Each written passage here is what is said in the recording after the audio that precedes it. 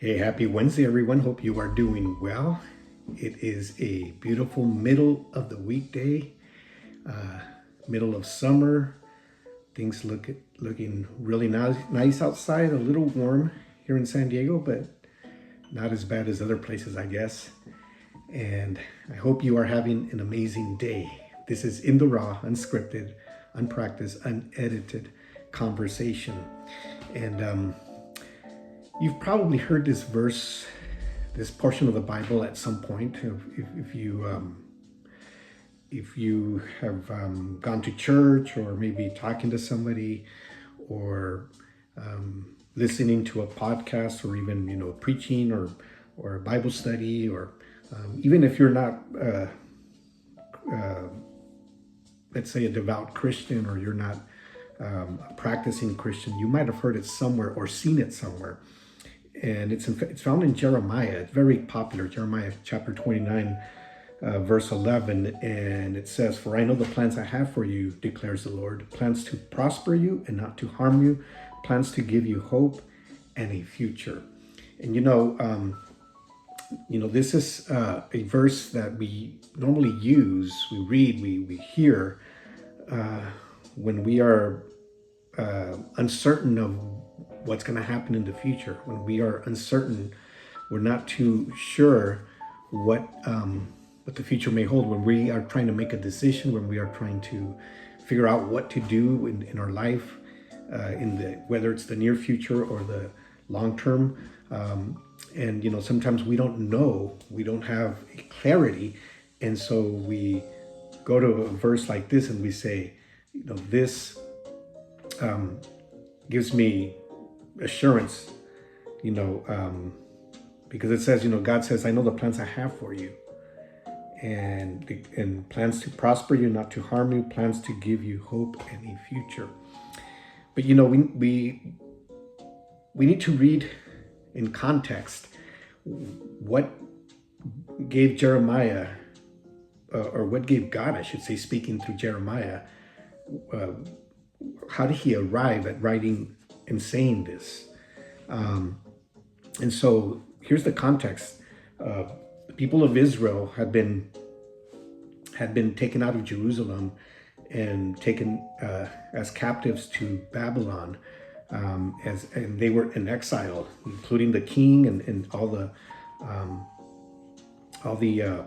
people, the officials, let's say, put it that way. Everybody was taken to Babylon as captive.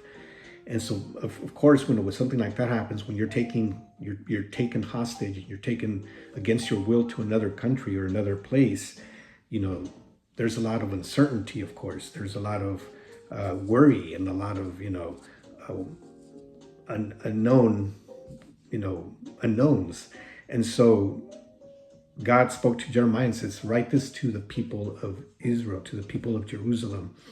And this is what it says in context. "This is what the Lord Almighty, the God of Israel, says to all those I carried into exile from Jerusalem to Babylon. Build houses and settle down. Plant gardens and eat what they produce. Marry and have sons and daughters. Find wives for your sons and give your daughters in marriage, so that they too may have sons and daughters. Increase in number there. Do not decrease. Also, seek the peace and prosperity of the city to which I have carried you into exile. Pray to the Lord for it, because if it prospers, you too will prosper. Yes, this is what the Lord Almighty, the God of Israel, says." And then it continues, and then it continues with some other declarations, and then it arrives to the verse that I read in the beginning. "For I know the plans I have for you, declares the Lord, plans to prosper you, not to harm you, plans to give you hope and a future." So, they're living in a situation where they're not sure what's going to happen.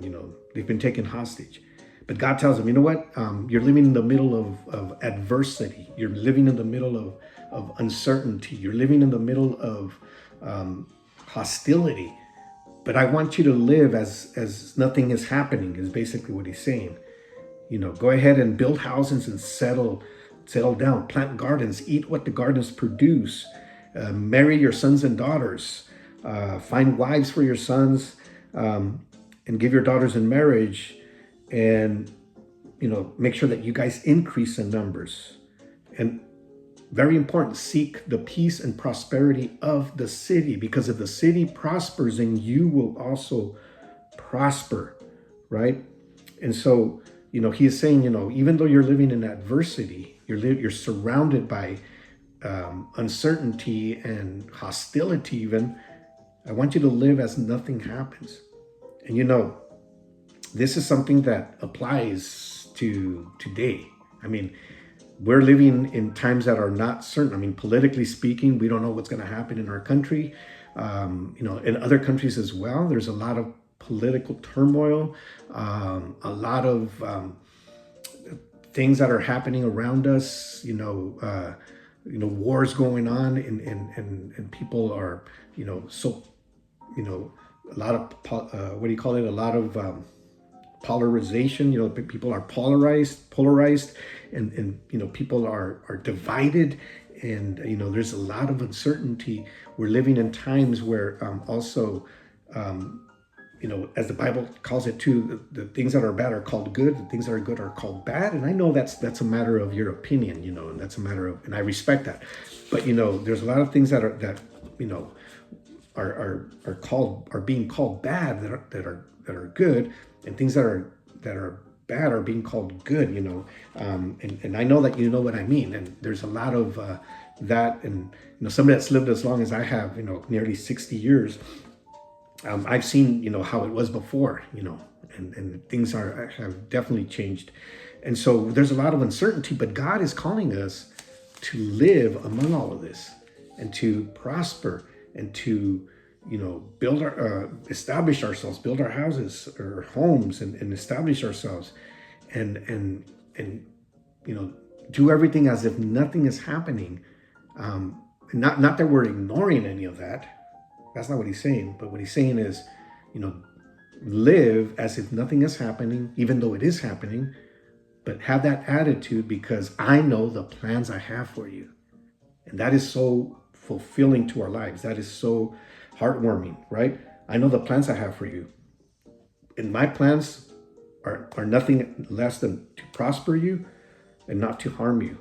Plans to give you hope and a future. So if you are feeling weary, you're feeling uneasy about what's going on in our world, what's going on around us, in the political arena, you might be saying, the values have come down, the family values, the values of people around us, a lot of evil around us, a lot of bad, if you are feeling like, what's going to happen? I don't know what to do. Don't forget, God says, remember the plans I have for you. Plans to prosper you, and not to harm you, right? And so he reminds us of that, but we also have to do our part. We also have to acknowledge him and say, God, you are going to do this. And understand that he is all powerful, and he can do things more than what we can imagine. All right. Well, I hope you have an amazing day. We will talk to you soon.